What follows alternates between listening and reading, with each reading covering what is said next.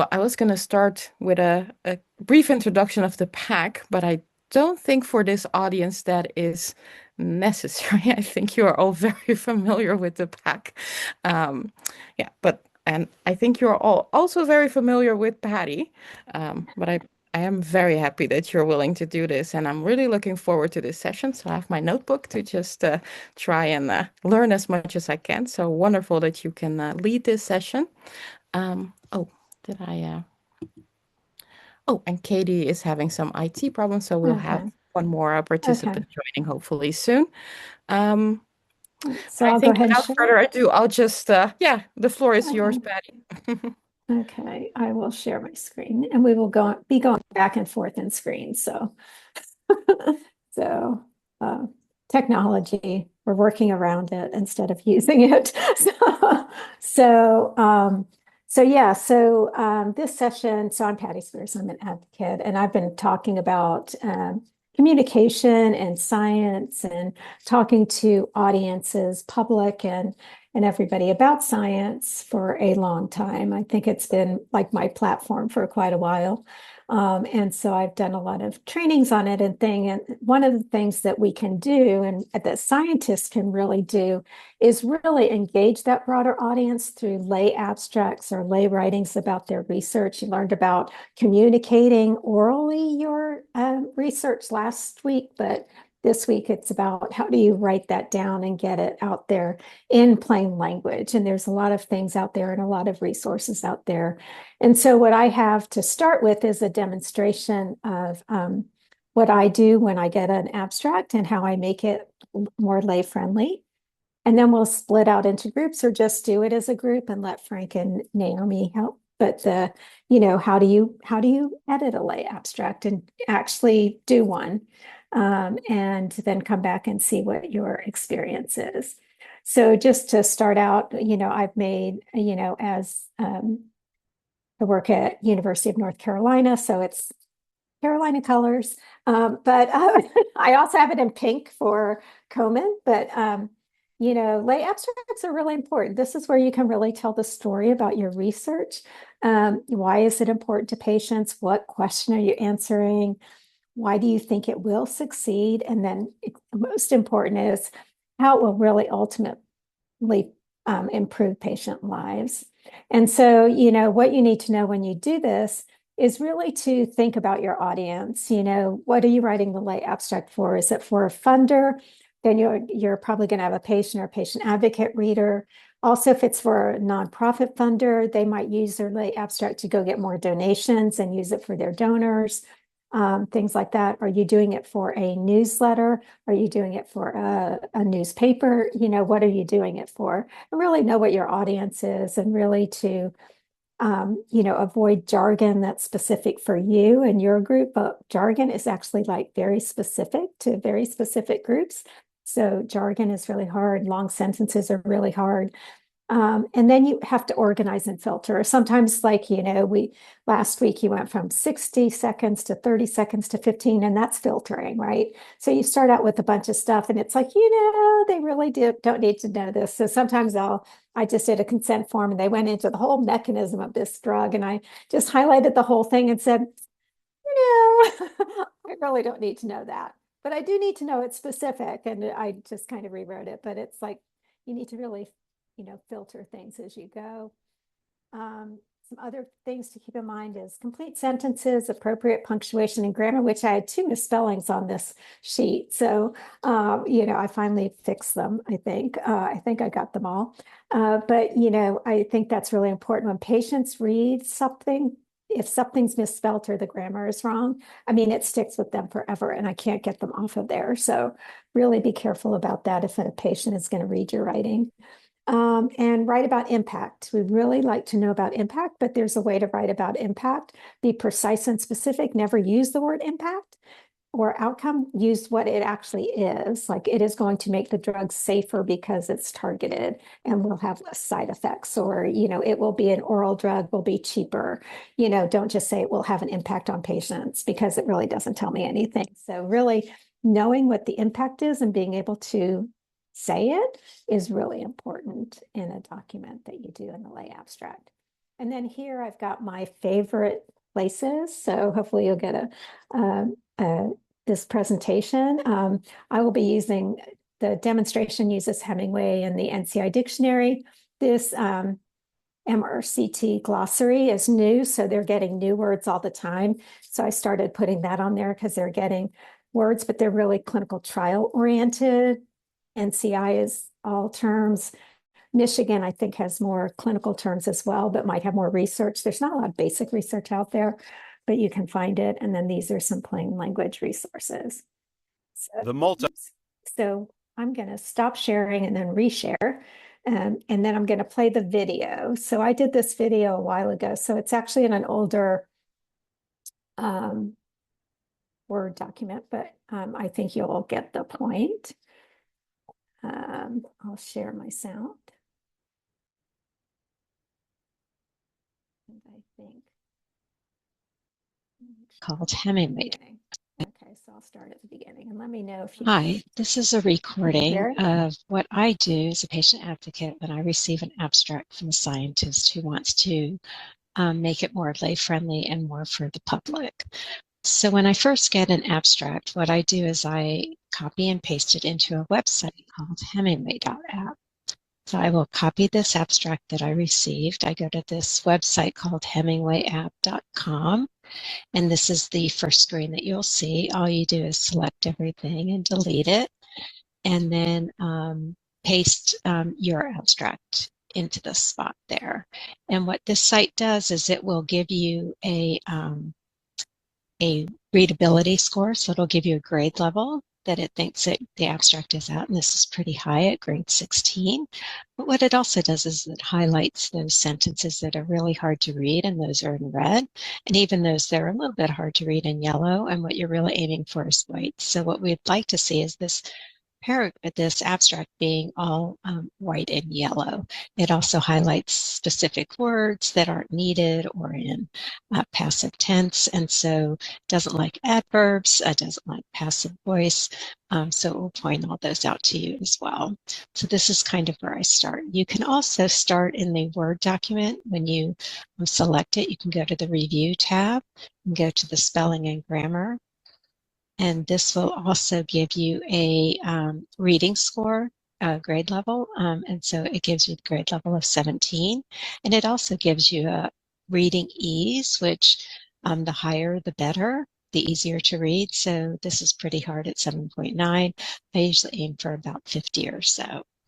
So this gives you an idea of where you're starting. And this can be kind of overwhelming. So what I do is I break it down into parts and pieces. So we'll just start at the beginning, and I think a good beginning is always good for an abstract. It's always good to introduce your readers to the topic in a way that they can understand and kind of sets the stage. So this is the first sentence of the abstract, which is pretty complex. It tells you about inflammatory bowel disease and Crohn's disease, tells you it's chronic relapsing inflammatory disorder, and then it's caused by aberrant immune responses to resident GI microbes. So it's telling you a lot in that one sentence. And so I would break this down into a couple of sentences. And so first, when I was reading this, I was like, well, you know, I know a little bit about IBD and Crohn's disease, but I'm not really sure what this notable means and how best to describe this. So what I would do is go to the NCI dictionary. So another tab that I have open is the NCI dictionary of cancer terms, and this is a great place to go to look up different medical terms that you might have in your abstract, and it gives you a plain language definition of that term. So if we type in inflammatory bowel disease, it pops up and you go search, and it will give you a nice plain language description, a general term referring to the inflammation of the colon and rectum. Inflammatory bowel disease includes ulcerative colitis and Crohn's disease. Oh, that's really nice. So I also wanted to know a little bit more about Crohn's disease, since that was mentioned as well in the abstract. So if I put Crohn's disease in here and search the definition of that, it's a condition in which the GI tract is inflamed for a long period of time. And it's usually it affects the small intestine and colon. That tells me a lot. And then this last sentence tells me what I really want to know, that Crohn's disease is a type of inflammatory bowel disease. And so I can kind of go back to my sentence and say, okay, how can I restate this so that I can take into account what I just learned about IBD and Crohn's disease? So I kind of made up a sentence for this first part of the abstract. And if I copy and paste that back in here, and we'll read that too. So if I take out this section right before the comma and paste in my new sentence, what I have is a nice white sentence, so it's not hard to read anymore, but I can say inflammatory bowel disease is an inflammation of the colon and rectum, and then Crohn's disease is a type of IBD involving the small intestines and colon.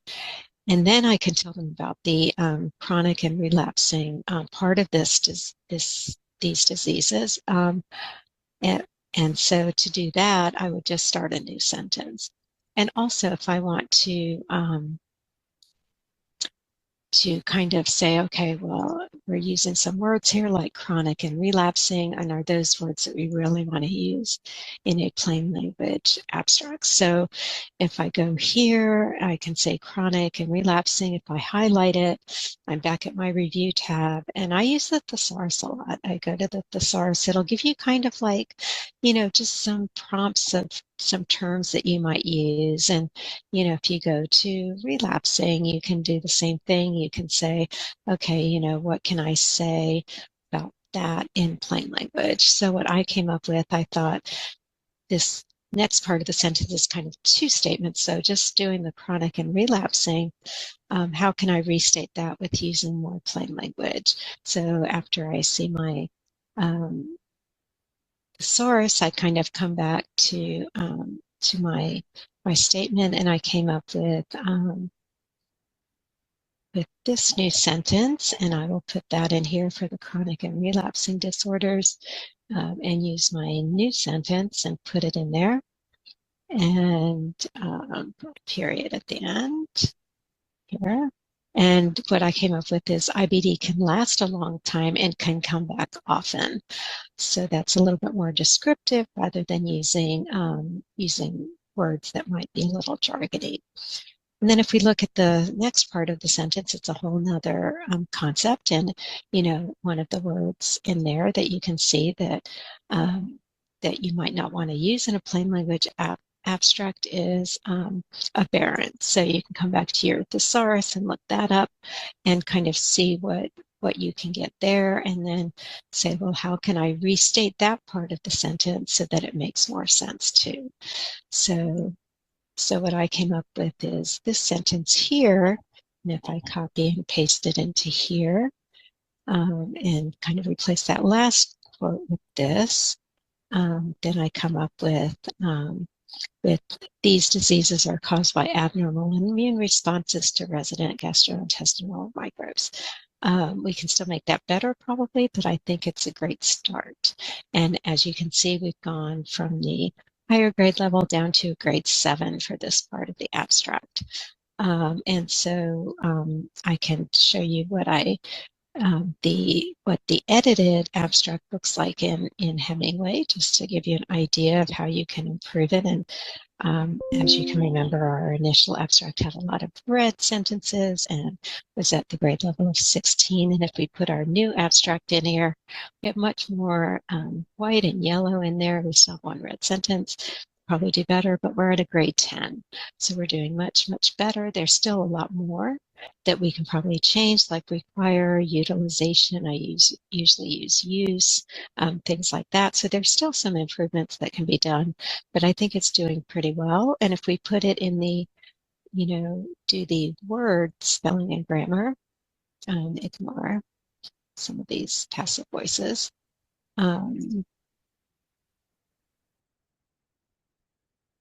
And see where we are there. And we're at an 11.3 here and a ease of reading of 35. So we're getting much, much better there.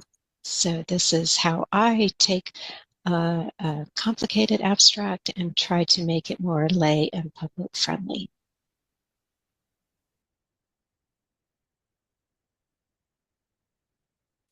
So that is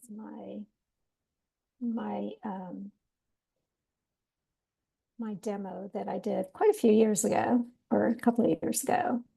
Share that, go back to my presentation. So I did the demo. And so I hope that was helpful. I like to watch people do things. I worked in a lab and it was see one, do one, teach one. But you always watch someone even for the simplest things because it just was better.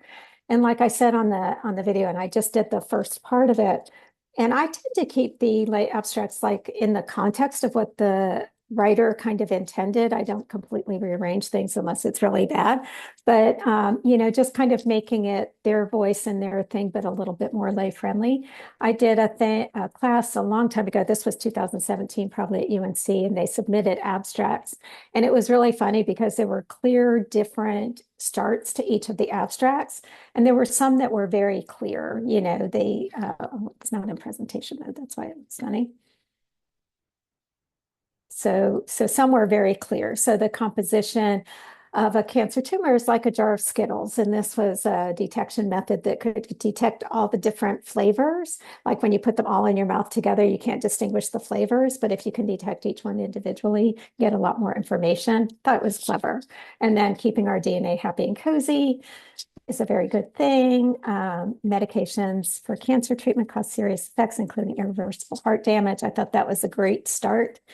Some are in between. A lot of people start their abstracts with statistics. And these two guys sat next to each other in the class and they started their abstracts almost the same. So I thought that was really funny. But I said, just be clear on your statistics. They have to be right because your reader will know, especially if it's a patient.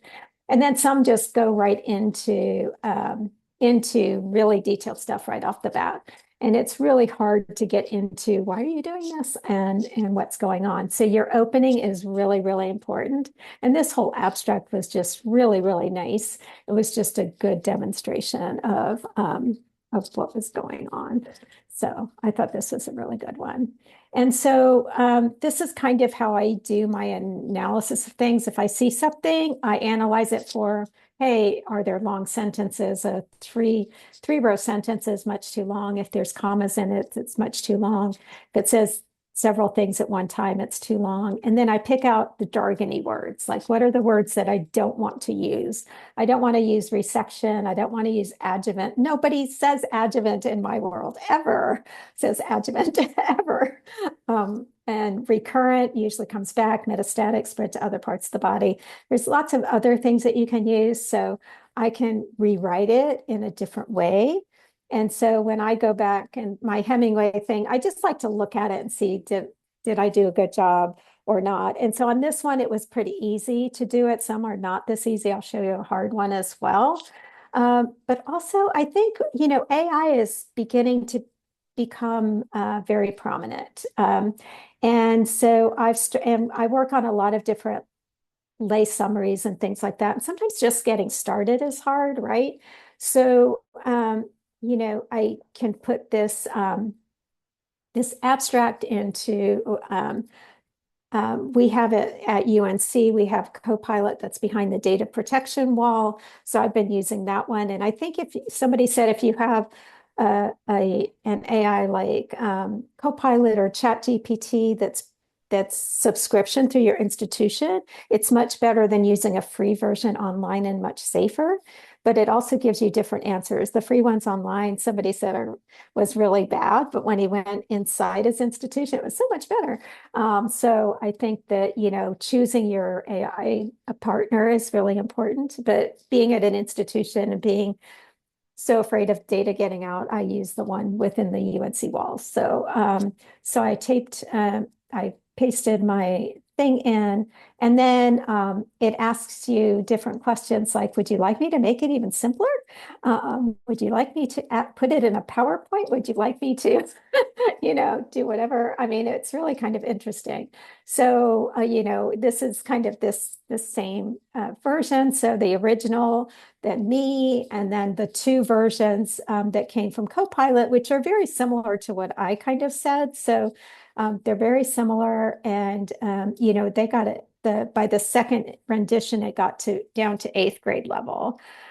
So this one worked out really well, and you can do different things. So if you're, because I've been doing this a long time, so I kind of train myself to do these different things, but it takes a while to do it. It's not easy. But then you can get a really complicated one. So there was this one that I did, and see at the top, it's postgraduate, right? I mean, it was just god awful. I could get it down to 12th grade level, but I really couldn't get it further than that. And when I put it into the Copilot, first, second, and third rendition, the first rendition that it came up to was still high level reading, because it's a hard abstract. So sometimes you just have hard things. I work a lot with basic scientists, which really have that problem. So, I think that it's, one of the things that I think is, you just need to start doing it and start trying it, and then you'll get better at it. It doesn't come easy. And so when I do it, I always track changes so people can see what I've done. And then I'll give them links to these different sites if I use them for my thing.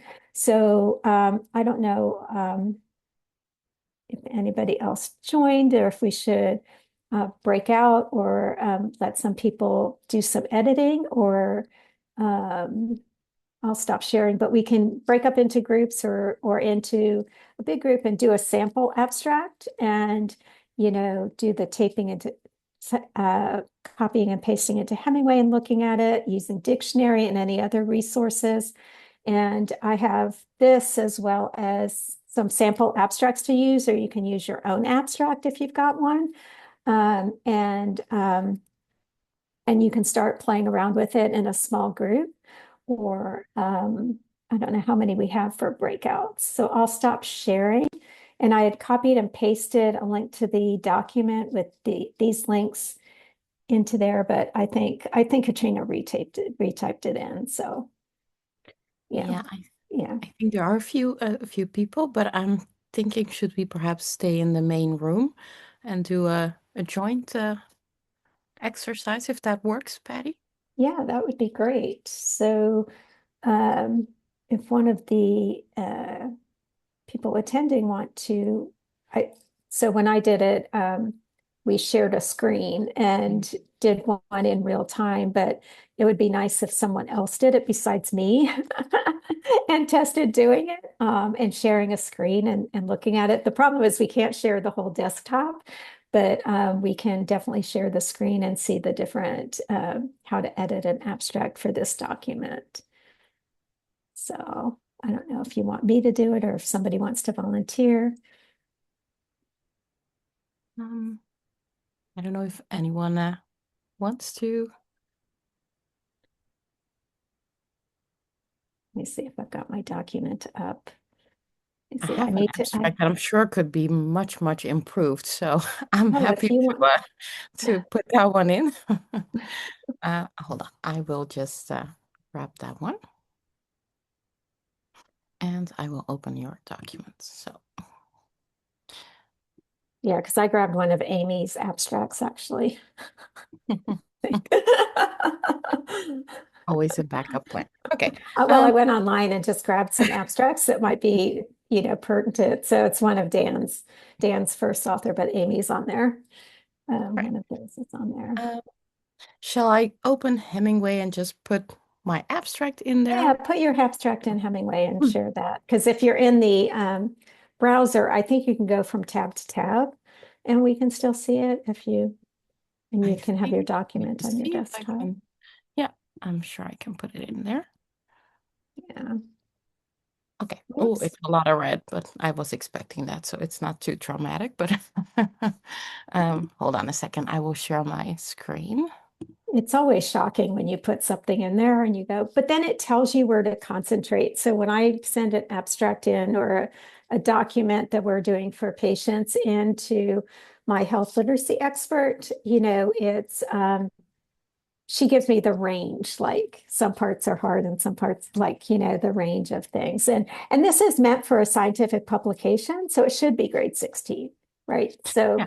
this wasn't meant for a lay audience. So how do you take this information and make it more friendly to everyone? So, yeah. I can. So, Would it be helpful to just explain what it is about, or should we just try well, and? just read the background and read that, and then we'll start there. Yeah, should I read it out loud or? Yeah, that would be Yeah. great. Okay. So and you can see my screen actually. I wasn't sure if I was sharing Yeah. properly. Yeah. Mhm. So the 70 gene signature, 70GS, has been shown to identify women at low risk of distant recurrence who can safely forego adjuvant chemotherapy. Incorporating this genetic signature into the well-validated and widely used predict breast cancer model could improve the model's ability to estimate breast cancer prognosis and thereby further reduce overtreatment and its long-term impact on patients' quality of life. We incorporated the 70 gene signature into Predict version 2.3 and assessed the new PredictGS model's ability to predict 5-year risk of breast cancer death. So pretty Okay. jargony. Yeah, pretty jargony. And I think one of the things is you jump right into the testing and maybe have an introductory sentence, Mhm. um, just to say like, um, it's important to know whether so it's about safely not having chemo, right? So Exactly. some kind of sentences, we know that every woman doesn't need chemotherapy, and we want to identify those women at low, and then period, and we want to identify women at low risk, who can forego chemo, who don't need chemo. Like make it 2 sentence, just an introduction. So I have a Word document on the side, so I'm just writing Or you down. can just type in here and Oh, I we can can do it see it. here. Okay. Yeah. Uh-huh. And then once you're done, you can copy and paste it into a new document if you want. Um,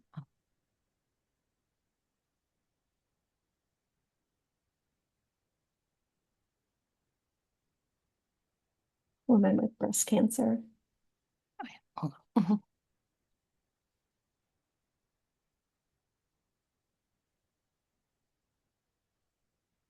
period. Yeah. Yeah. And And should I then go on to straight like why we're doing this, or?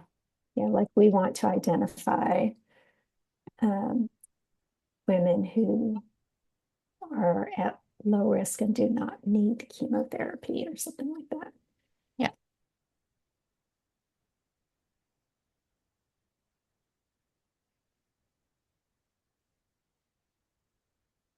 And then we in this, so we use the 70 gene assay, which identifies women at low risk of recurrence.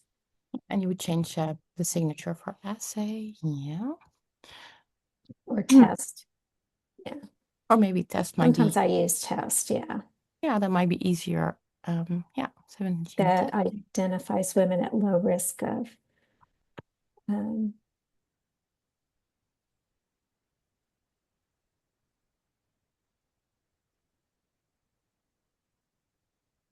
And then we have recurrence, which is also so uh, the disease uh, spreading to other parts I of the. usually I usually say, so you're saying distant recurrence, which is risk of cancer spreading to other parts of the body.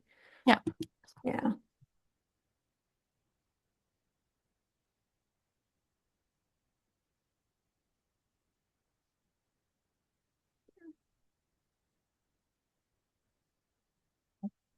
Okay, so we can read that and see if it makes sense to what you're doing. Sometimes I like rewrite things and I go, did I change the meaning of it? or is this okay? So we So know that far, not so every far it is woman what we want to say, but actually say it.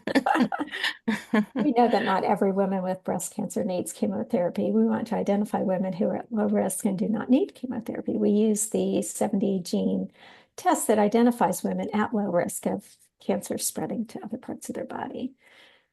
Using this 70 gene, you can call it, what was the S for? Signature? Oh, yeah, it was signature, but we call it a test now. So, but maybe we can just keep it to 70 gene test, perhaps. Yeah. Is GS a common term in your world?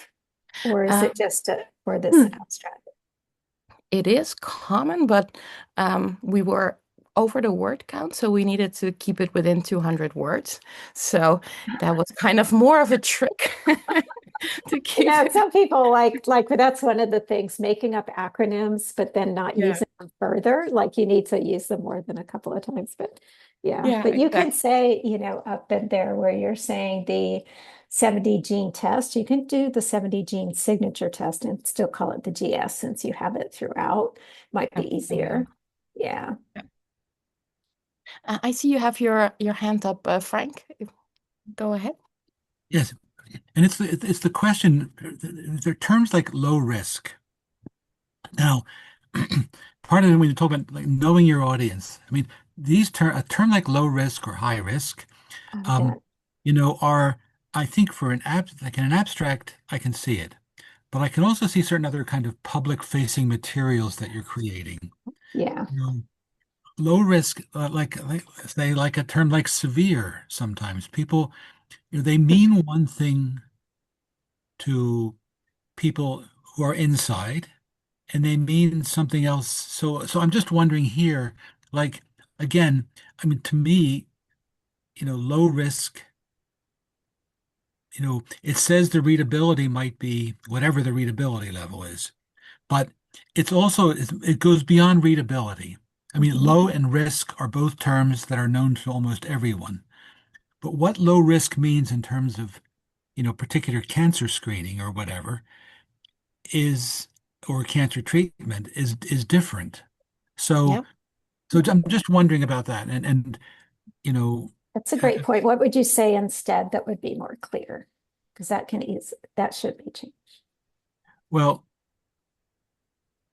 sometimes a number, would be, I mean, even something like unlikely or very unlikely or, you know, um, but even whatever, I mean, and again, here's what you need to know somebody who knows this, this, I mean, um, is it something like there's less than a 1 in 20 chance of It's about whatever? 10, Yeah. less than 10% risk is what we meant in Okay. this case. Right. Is Right. yeah, Okay. Right. So that's what something, I mean, there are certain terms like moderate. You know, we all know what moderate means, but what it means in these contexts. So that's what I would say who, have a less than 10% chance of the cancer recurring or less something like that. But again, my point is not, low risk doesn't belong in an abstract. It probably does. A plain language abstract, whatever. But it probably doesn't belong in a pamphlet or in a Okay. certain kind of web-based, public-facing, um, Yeah. information pages or something. Yeah. I yeah, mean, Yeah, I agree. And I think, like you say, the different contexts, because we'll probably learn more in an abstract as we go down, whereas in a pamphlet, you wouldn't learn any more. You would just have what you have there and have to right, interpret it yourself. But I think you can change it to like, yeah, are less likely to need or less likely to recur or less likely for the cancer to come back. yeah. Um, And because what you just need a sense of that we're not going to take a woman that's more likely or that people think are going to have a high chance of doing that, but how you choose those words are important. And so we can kind of choose what kind of words, because there's readability and then there's health literacy and right. understandability. So there's all different things that go into how good a document is, not just its readability. So I look at words like that too and say, you know, and um, would you prefer to, I mean, if you had a choice to say who are at less than 10% risk or have a less than 10% chance of having the cancer return, or you can or go if it's less likely, likely, like less likely? less than 1 in 10 or something like that. Hmm. And then in parentheses, put less than 1 in 10 or Yeah. something like that, Or if that's what you mean. I think you probably say more in your paper and in your, hmm. um, yeah, Yeah, and you can, something like this. yeah, 25 yeah, more or less likely to have the yeah, cancer return. And then if we want to be Yeah, 10, I would put less than 1 in 10, yeah, that's so right. 10%. Yeah. Oh, yeah. Yeah. Does that make more sense? Is that better, Frank? Yeah, and again, it would depend on, this is the question of when they sometimes say like, the abstract, who's it for? So, Yeah. and I think sometimes, I mean, just in terms of, dealing with patients, and I know this is not what we're talking about now, but I've seen, doctors they'll use a visual and will show 100 faces, whatever, and then The they'll say, pictogram. Yeah. here's, so they'll say when they talk about it, here's how many are live longer than 5 years or whatever. I mean, sometimes certain people gravitate more towards the graphic, the visual. Mm-hmm. So, I Mm-hmm. mean, I know that's not really what we're talking about here, but Yeah, we went more towards the graphic when we were doing summaries of side effects and stuff. And like Katie Reader Hayes is like, you have to have pictures nowadays because it really makes a difference because people, they need to be able to visualize what 1 in 10 looks like and 1 in right. 100 looks like, right? Right. That's very different. Like there's a lot of people that don't need chemo. Like there's a Right. lot of things, Right. like, yeah. Right. And so Yeah. I think So that when that's you're good. looking at things like false positives, false Yeah, negatives, yeah, you yeah, know, when you're doing one after the other, you can see, okay, there's yeah. hardly any difference here, or there's a big difference. Whereas, I mean, there are some people who are much more that serves a whole lot more than a than say if you look at what does 11%, what Mm-hmm. does it look like? So, but this is clearer to me. Yeah, yeah, Yeah. yeah. It sounds really good. And then what were you thinking of saying here using the Mm. 17 Yeah, signature? so basically, so we have the signature, which is based on biomolecular features, to use another complicated term. And we have a prediction model that consists of like the basic clinical characteristics of cancer, so the size, the grade, stuff like that. But if you combine them, perhaps you can predict better. Mhm. So that's kind of the basic idea behind this project. So we investigated if we add the 70GS to this predict model, can we make better predictions of how likely you are to have the cancer return or your risk of death, sorry, in this Yeah, case specifically, yeah, yeah. within That's 5 really years. good. I think people are trying to do that a lot. So we can use it using the 70, and I said, I think you can go to, could we improve current models Mhm. of predicting or um, Yeah, of predicting. Is that, or is that jargony to say predicting? I think um, it's a normal word, but we can go back predicting. We can go back to that word, but we can put it in for, sometimes I go in and I do it and then I redo it, then redo it, then yeah, redo it. Just because, you want to get like the context down and then you want to go and massage more, and then prognosis is another thing. yeah. What Or does should we that make it? dictionary say with Yeah, prognosis? should Like we that's say another thing. Nobody specifically? knows what it means. Yeah, yeah. Except if you if you're crunched for words and The you want to likely say a outcome lot or of course of disease, the yeah, chance of, yeah, yeah. the chance So of, could we improve models of predicting? Well, I the am chance of the cancer coming back. um, um, coming back. It's quite And, difficult to type when and, I know that and people are yeah, watching. I know I do it all the time and people are coming in with that word is, and I do it all the time. Yeah, So it's like, I just got another thing back and it's like, oh yeah, we can change it to this, but then we want to do this and then we want to do that. So, yeah. but it's a lot of fun. I like words, but and then you can say, the current model uses, um, that's more the clinical features or something. And Yeah. then we want to add these more molecular or gene features Oh, to I that found the word. model. Like Uh, just make that a couple of sentences about features. Uh, of the tumor of the cancer. and patient, I guess. So it's all Yeah, clinical it's features and yeah, patient. it's both Yeah, actually. Yeah, clinical and features. Yeah, just clinical features. And then, leave out the specific don't specify that it's about the patient and the cancer, you just leave can, it at. um, Would that be clear enough if we say the current model well, predicts put in uses? the cancer and the patient, Yeah, and then, because you use like age and stuff like that too, right? exactly. Yeah, Yeah, yeah, yeah. yeah. Um, and then the second part we want to see. And we want to add in, we want to Yeah, I would say combine, incorporate or combine. That's combine a nice one. these, Yeah, yeah, yeah, combine combine. these with the gene signature features to see if we can better predict the chance of coming back. And sometimes I think like when you have a clear message that you want to get across, repetition is not bad That's true. if you really want to get something across. Yeah.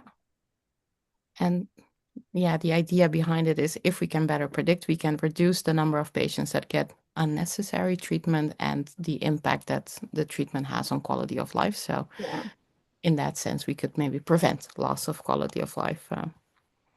yeah. Uh, but I think this makes it much clearer for a Or lay you can audience say where, we want to combine the predict model. So oh because yeah, so you describe what that is with the GS 70GS gene yeah, signature. that's true. Yeah.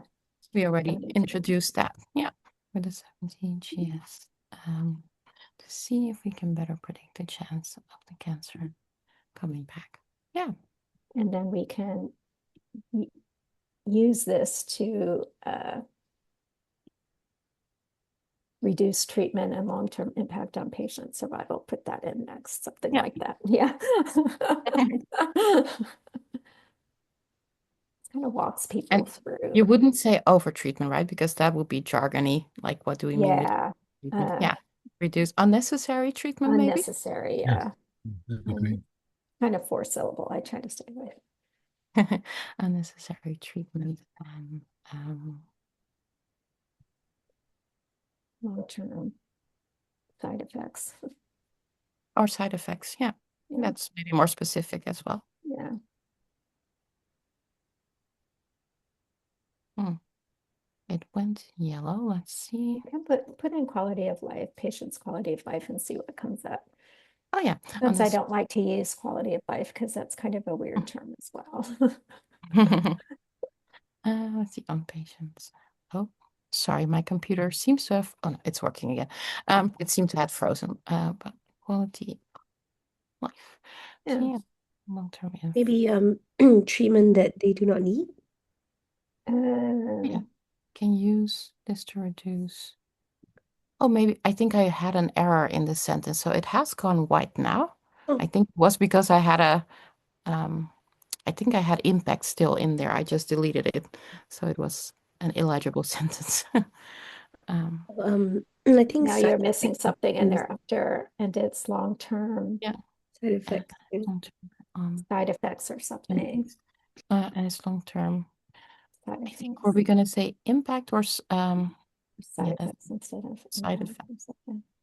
and or maybe we I should think say long-term side effects But instead of it's interesting. I mean, side effects on and the side effects on the patient's yeah, quality of life, but effective side effects on them, and but effects of long-term side effects on the quality of life. but it does. But there is a difference, isn't there, between side effects and impact on quality of life?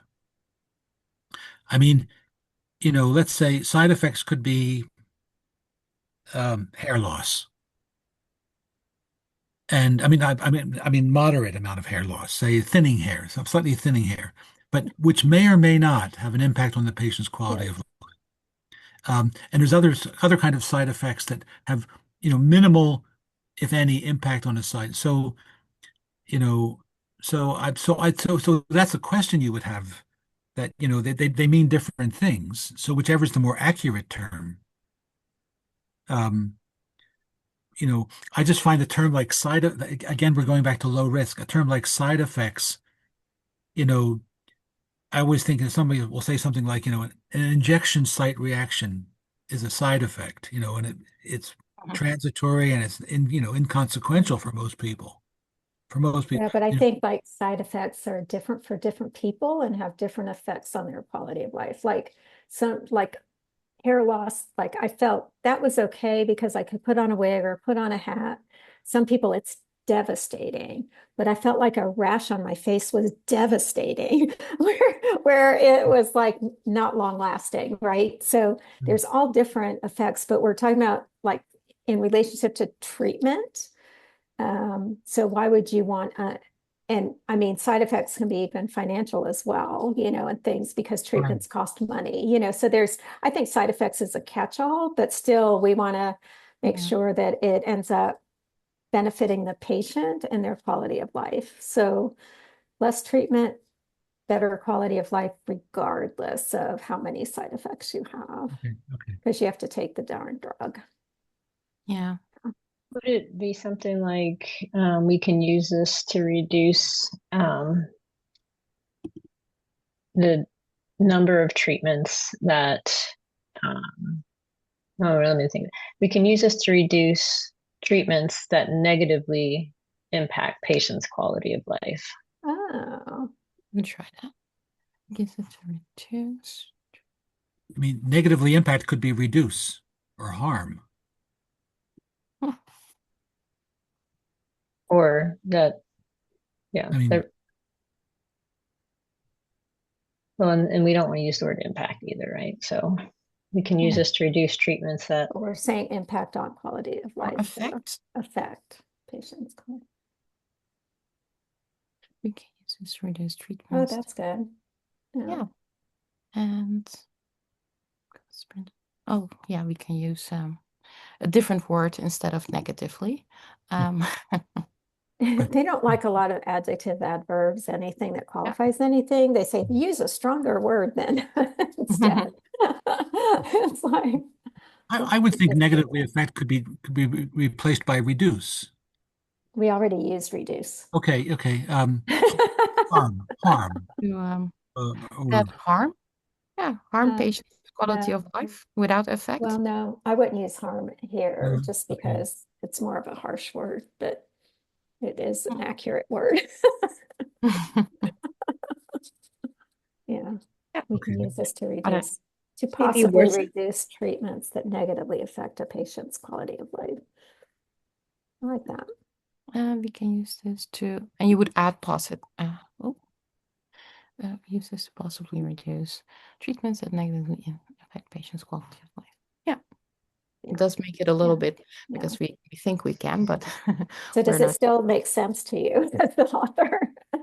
I think this is the gist of what we were trying to communicate in a quite jargony Yeah, language. yeah, So it yeah. is much clearer. Okay. I mean, the original abstract was intended for it's already published. Yeah. It's a Oh journal yeah, of it's a patients. scientific. That's what I did. Yeah. So it's it's quite Yeah, jargon. So I figured yeah, that would be a great one to improve because there's a lot of room for improvement there. yeah, But I see that we have 6 more minutes yeah. left. That's what I I was do think thinking. we've made a quite a headway in in doing it. So it's really nice to work on I that. spend a lot of my job online with people telling me what to write. So because it takes a village. It's like Frank will point out something and then Amy will point out something, then Yeah. Naomi will point out something. Everybody's looking at it through a different lens. And so what you end up with something that makes sense to everyone. And so that's kind of what the whole process is about, but it takes practice. But I find you might want to put it in your chat, your Copilot or whatever too, and see what that comes up with. But I'm not sure if it uses what we already wrote because you wrote it as part of its like learning process. So like when I did mine, it came up sounding like what I would write. Like, is it just writing it like I would write it, or is it really writing it like something else? But I tend to really like these. And then there's lots of tools in the presentation and tools in the one sheet thing that you can download too. So Yeah. yeah. Did you learn anything, Frank? Sure, sure. Yeah, it was interesting. Especially, I wasn't aware of all those tools. And I guess the one thought I had was, you have to make decisions. So, for example, the business about like don't repeat a word, like with reduce. Well, if it's the best word, is it better to use the same word twice if it's more accurate and Yes. plainer language, or I mean, I would use that word twice if it's the best word. Yep. And you do make those trade-offs. So whenever I send something back to a PI or somebody that I edited something, I say, these are really all suggestions. Go through it and reject and accept what you agree with and don't, because they'll say, well, no, this was more important to keep like this because of, whatever and things. So I think it's really important to have that leeway of doing different things. But I think every time I see something and read something like, um, Ray Tan just got some stuff done at Trax, Amy, that are really, really nice. He got some nice materials done there, and I'm really impressed with them. Our translational group at UNC that does all diseases. They have a recruitment and retention group that does materials. So I think that's who I learned a lot of the plain language and the communication stuff from, was somebody from that group. Okay. So We're yeah. very fortunate to have quite a few experienced members within NC Tracks to support a lot of different initiatives. Yes, they do. And I feel like I need them on speed dial. No, I just need to train. So what I do is I gather stuff. So when people come to me, I go, well, why don't you try, if you've got money, go here. Or if you really want, it professionally done, this is the place to go, right? And we can do different things, but yeah. So anyhow. So yeah, that's my life in a nutshell. So yeah, so that was fun. That's good. Thanks for doing it, Ellen, being the guinea Thank pig. you. I found it quite useful. I really Yeah, like that. Thank you so much. yeah, because we did one on a breakout that I did earlier, and the student copied and pasted it in the chat. Then I put it into Hemingway, and we did it. She said, "Can I have that back now?" So I copied and pasted it back to her. Yeah. And I So, recognize it because we've been working on developing some decision aids, and we try to like translate all of these medical documents into legible and understandable.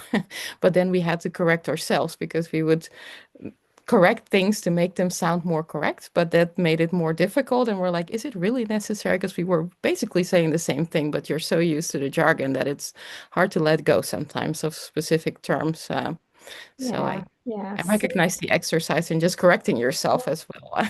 and keeping a glossary, and the glossaries that you go to are really important, because we were doing plain language summaries, and people know what an average is, but they don't know what a mean is. So I went back to the PI and I said, can you tell me what the mean is in plain language so that I can put mean and put a definition under it, because nobody really knows what that means in the patient world. Certain terms are not just, they're just not common. And so he came back with a really nice definition, and I put it in the plain language summary because, we kind of work together. Now you can't change it to average, but you can put this definition in there because it is a mean. And so I said, good. So, so it's just working together. And then once you have those, I, I started a list. I haven't done it in a while, because sometimes the scientific ones, you can't really find other words. Clinical ones you can find better, but not other words. So, apoptosis, the cell died. That's all I want to know. I don't care if it was necrosis, apoptosis, whatever osis it is, it died. That's all I need to know. I don't care how it died, just that it died. So, yeah. Yeah. All right. We'll see you. It's the hour. So, all Yeah. right. Yeah, Thank you thanks a so much, lot. So Patty. much. All right. Thank you. Thanks. Thank You you. Good Have a day. good one. Bye bye. Have a Thanks. good evening. Bye.